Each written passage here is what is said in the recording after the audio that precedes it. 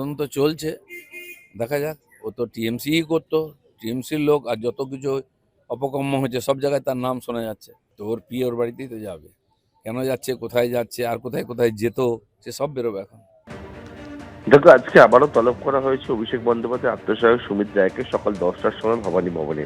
এবং ভবানী ভবনে তাকে আবারও কিন্তু আজকে জিজ্ঞাসাবাদ করা হবে। এবং ইতিমধ্যে তুমি জানো, এই যে মামলা রয়েছে, এই শালবনির জমি দুর্নীতি মামলা, সেই মামলার সাময়িক স্বস্তি অভিষেক বন্দ্যোপাধ্যায় আত্মসহায়ক সুমিত রায় তিনি পেয়েছেন।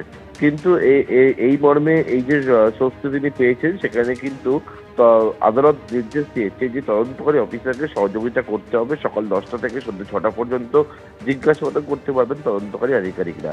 এবং সেই মর্মে গতকালকে সন্ধ্যে 5টা 50 পর্যন্ত সুমিত রায়কে জিজ্ঞাসাবাদ করা হয়। তারপরে কিছু প্রসেস ছিল, তার জন্য সুমিত রায়কে রাত্রি 8:30 নাগাদ, 8টা 20 নাগাদ ভবানী ভবন থেকে বেরোয়।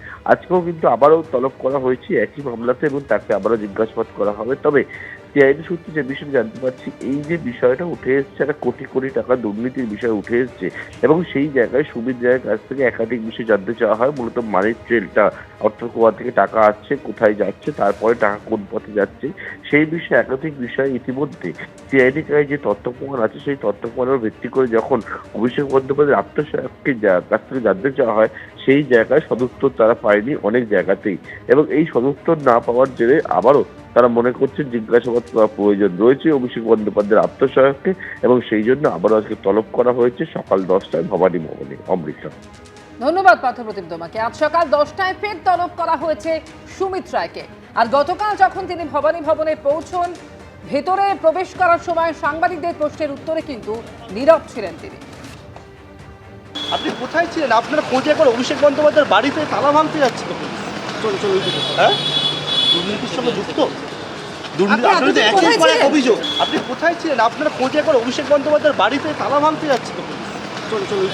হ্যাঁ, দুর্নীতির সঙ্গে যুক্ত। অভিযোগ। সুমিত রায়ের ভবানী ভবনে হাজিরা প্রসঙ্গে ঋতব্রত বন্দ্যোপাধ্যায়ের প্রতিক্রিয়া, সুমিত রায় অন্তর্ধান রহস্যের অবসান হলো, তদন্তে কি উঠে আসে আমরা নজর রাখতে চাই। সুমিত রায় চার্টার্ড মাফিয়ার ম্যান ফ্রাইডে, সুতরাং প্রপার ইনভেস্টিগেশন মানে will lead all roads to রোমের মতো ক্যামাক স্ট্রিট পর্যন্ত সমস্ত রাস্তা নিশ্চিতভাবে পৌঁছবে। মানে সুমিত রায় অবশ্যই জ্যামিতিক নকশার একটা অত্যন্ত গুরুত্বপূর্ণ পয়েন্ট। দীর্ঘদিন নিখোঁজ থাকার পর অবশেষে গতকাল ভবানী ভবনে হাজিরা সুমিত রায়। কি বলেছেন এই প্রসঙ্গে রাজ্যের মন্ত্রী দিলীপ ঘোষ, শোনাবো।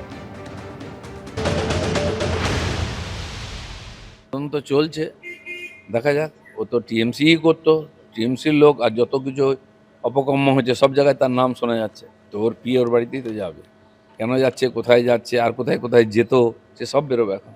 এবিপি আনন্দ এগিয়ে থাকে, এগিয়ে রাখে।